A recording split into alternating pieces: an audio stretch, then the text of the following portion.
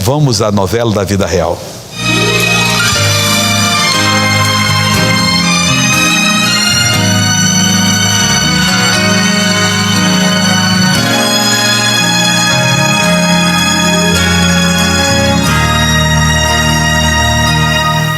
Em 1999, Marli começa a sentir fortes dores na barriga. Ela descobriu que estava com cisto nos ovários através de um exame. Eu teria que fazer uma cirurgia para fazer a retirada deste cisto. Eu teria que tirar uma trompa, que foi da trompa do lado esquerdo, e ovário, um pedaço do ovário do lado direito, devido ao cisto que estava grande, estava incomodando. E depois dessa cirurgia, eu conversando com o médico, eu perguntei a ele, né, doutor, eu tenho algum problema e eu vou poder engravidar? Ele disse que minha chance seria mínima. Quando ele me disse isso, eu fiquei muito triste, porque eu tinha um grande sonho de ser mãe. Foi um período muito horrível mesmo, quando ela se operou do cisto, e a recuperação foi muito horrível para ela sentia muitas dores. Chegava o ponto, até muitas vezes eu estava aqui na sala, quando meu filho chegava, dizia assim, vou levar a Marli agora para emergência. Eu dizia, emergência, a Marli está lá acontecendo de dor lá em cima. Aí eu subia, aí perguntava ela, cadê o óleo? Ela dizia, tá aí em cima da penteadeira. Eu pegava o óleo, passava nas minhas mãos, pedia o poder de Deus para operar. Como foi em 99, vinha passando o tempo e eu não engravidava. Vinha passando os anos ia passando e eu engravidava. Aí eu disse, Jesus, eu acho que eu não vou poder ser mãe. Me deu uma tristeza muito grande. Marli tentou engravidar durante 8 anos, mas não conseguia. Eu ficava me apegando no 1 Samuel, que falava que Ana não poderia ser mãe, e que ela foi mãe, que Deus desse essa bênção para ela. E aí quando foi em 2006, no Dia das Mães, o pastor estava orando para todas as mães. Aí quando ele fez a oração, fez você que não pode ser mãe, se apegue na fé, creia que Deus vai lhe dar essas condições de ser mãe. Foi aí que eu me apeguei naquela palavra. Me apeguei e disse, Senhor, eu tomo essa posse da bênção, que essa bênção já é minha. Foi aí que foi em maio. No mês seguinte, Marli começa a sentir enjoos. E aí quando foi um dia, a gente estava fazendo a faxina da igreja, um dia de sábado, né? Aí ela disse assim, ó, dona Estelita, disse que Marli, cá embaixo já no salão, tinha feito o editório, estava no salão. Eu tô sentindo um enjoo, uma coisa assim estranha em mim, assim, um enjoo no estômago, assim, com aquela sensação de vomitar. Mas nessa hora, eu não pensei em nada de filho. Eu fui fazer exame, aí o exame deu positivo, eu estava grávida. Foi a maior alegria, eu já saí de lá radiante, porque eu disse, Senhor, muito obrigado, eu criei na tua palavra e a tua palavra veio para mim. E ela chegou aqui, eu estava sentada aqui na sala, ela subiu a escada, fez, parabéns, vovó. Eu disse, como é que é? Parabéns. Eu disse, Marli, você tá grávida? Eu disse, tô grávida. Eu disse, Marli, você tomou posse daquela oração do Dia das Mães? Ela disse, tomei sim. Quando o pastor orou que não tinha condição de engravidar, que colocasse a mão no útero, que a partir daquele dia que se considerasse já grávida, eu tomei posse. Muito feliz e alegre, sempre pensando assim, será que é mesmo? Graças a Deus que foi mesmo, o poder de Deus desceu sobre ela e ela apareceu o filhinho dela, e a maior alegria. Deus ajudou, que ela fez a corrente com toda a fé, tudo pela fé, viu, minha filha? Toda a fé, e Deus ajudou que a nenenzinha veio. Bom, gente, esta aqui é minha filha Maélia, que é a grande bênção que Deus deu para mim. Depois de tanta luta, aqui está ela. A minha bênção é uma coisa muito importante na minha vida. Ela já foi até apresentada ao Senhor, já foi consagrada e vai ser em breve uma nova serva aqui, ó, uma nova obreira na casa do Senhor. Milagre de Deus para mim, Maélia. A minha bênção. Aleluia! Olha, a gente prega o evangelho, vibra com esses milagres. Você também vibra também. Isso é algo lindo. Ela tomou posse da bênção. Quem não tem condições, ela podia dizer, mas eu não tenho condições. Mas é exatamente isso aqui. O evangelho é para você, para mudar a sua vida. Você não tem condição de se levantar, Jesus vai levantar você. De ser curado, Jesus vai lhe curar. De ser feliz, Jesus vai fazer você feliz. Persevere na doutrina dos apóstolos e na comunhão. Não perca a comunhão. Santidade convém à casa de Deus. Então vamos à novela da vida real.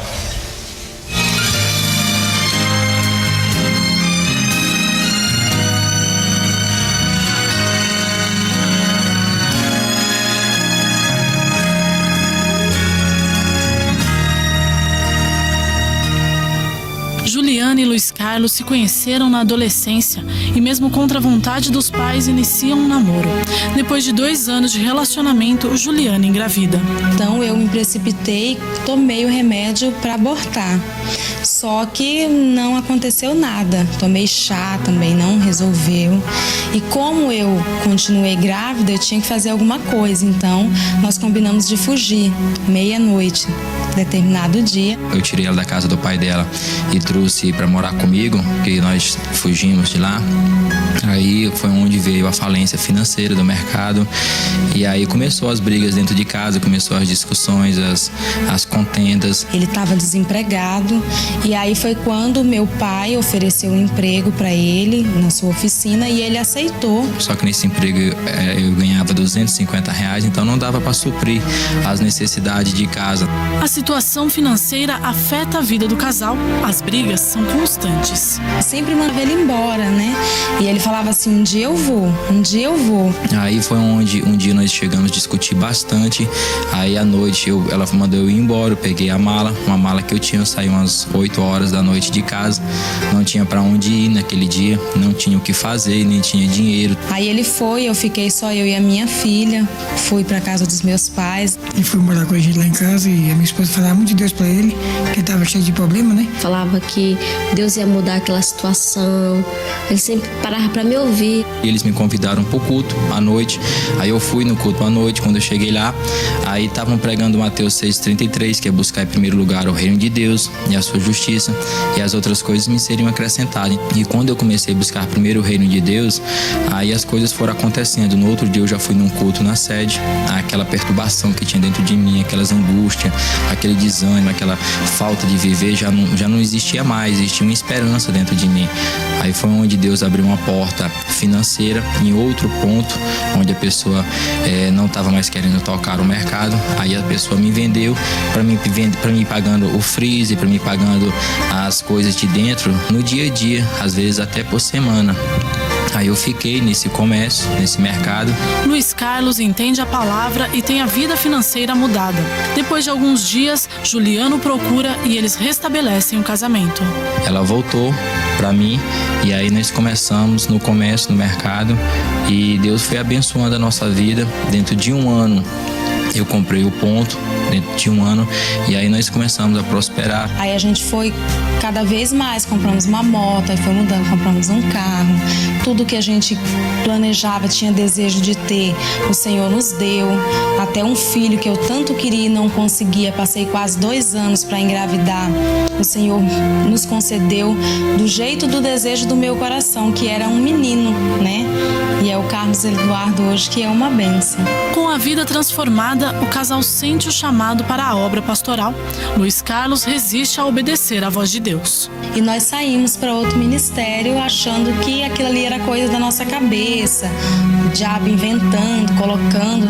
Então nós passamos 1 ano em outra igreja e a nossa vida piorou assim, quer dizer, era boa, a nossa vida ficou um transtorno. Aí foi onde nós decidimos sair de onde nós estávamos e voltar para onde nós tínhamos caído, onde nós tínhamos saído da vontade do Senhor. Eu creio que Deus tinha um plano na nossa vida e esse plano era na Igreja da Graça e nós fugimos da vontade de Deus. E hoje nós estamos fazendo a obra de Deus, ele é pastor, eu sou obreira da Igreja da Graça e graças a Deus o Senhor tem nos abençoado, tem nos honrado. E de lá para cá nós só temos vitória na nossa vida. Tem muitas lutas, muitas guerras, mas de todas elas nós já somos mais do que vencedores. Glória a Deus. Obrigado, Jesus. Eles começaram mal a vida.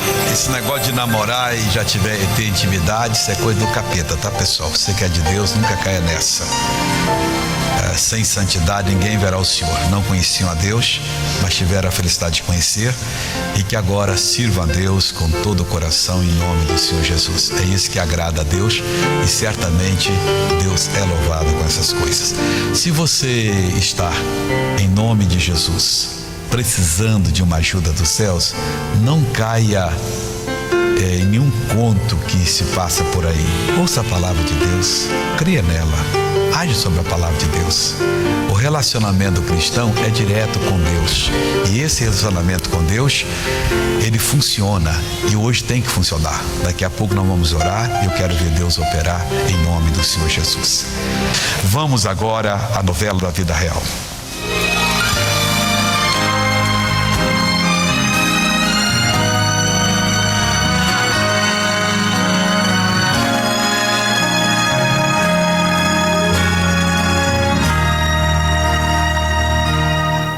Sebastian Coatrin foi considerado o melhor canoísta brasileiro entre os anos de 1998 e 2005. A carreira de sucesso do atleta que coloca Jesus à frente de cada competição tem início aos 13 anos de idade. Meus pais tinham proibido chegar perto do rio porque eu já tinha quase morrido afogado umas 2 vezes, e dentro da piscina. Eu estudava numa escola que era bem na frente do rio. Então, num desses dias eu saindo da escola, vi um amigo meu que não tinha ido na aula e estava lá subindo e descendo as corredeiras em frente à escola. E eu chamei, perguntei para ele como é que era, ele me explicou mais ou menos, colocou o colete salva-vida e me empurrou lá para o meio da cachoeira.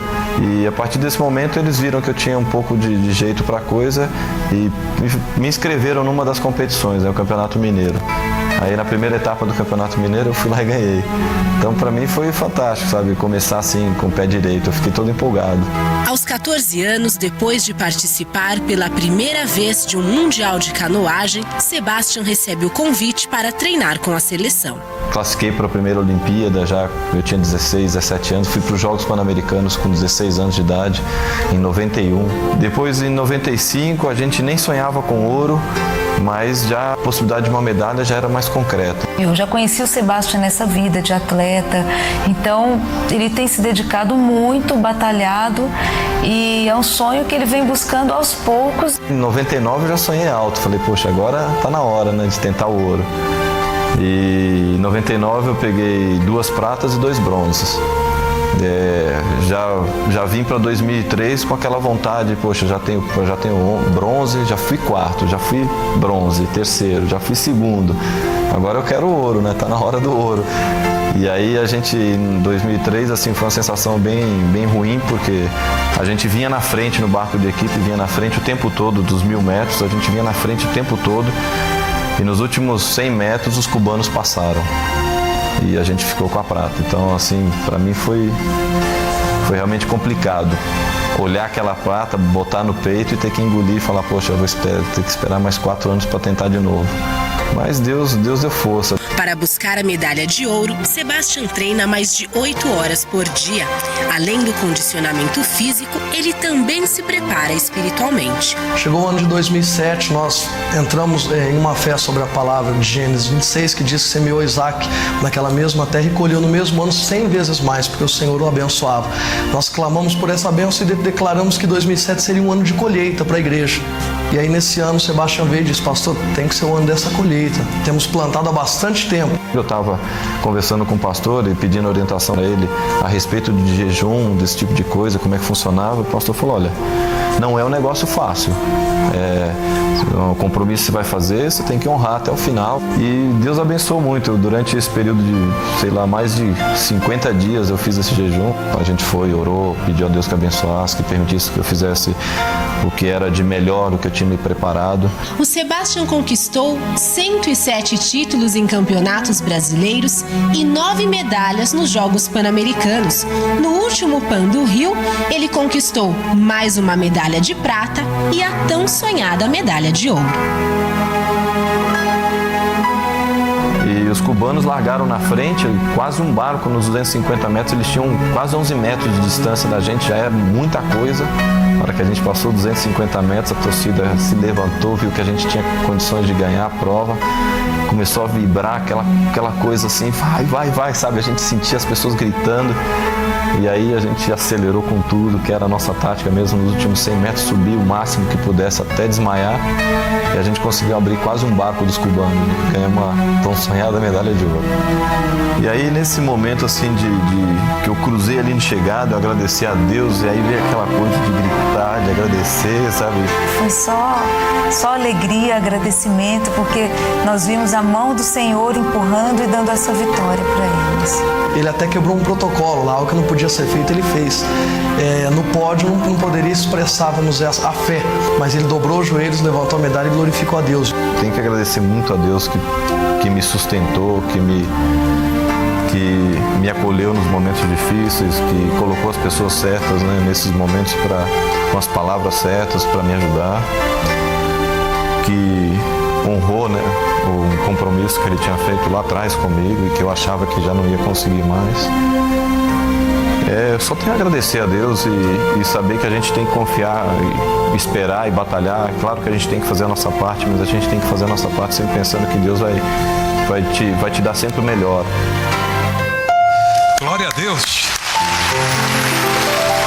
Sebastião, a sua fé trouxe alegria para a nação. Graças a Deus, pastor. E é uma realização para você. Foi uma realização já de um sonho de 20 anos, né? Deus prometeu e honrou. E hoje está aí com a medalha para provar que a fé funciona. É verdade. Eu ando com ela dentro do bolso. Dentro do bolso?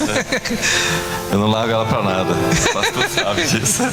Ela vai comigo para todo quanto é lado. Ai, que bonita. Para poder mostrar o que Deus fez na minha vida.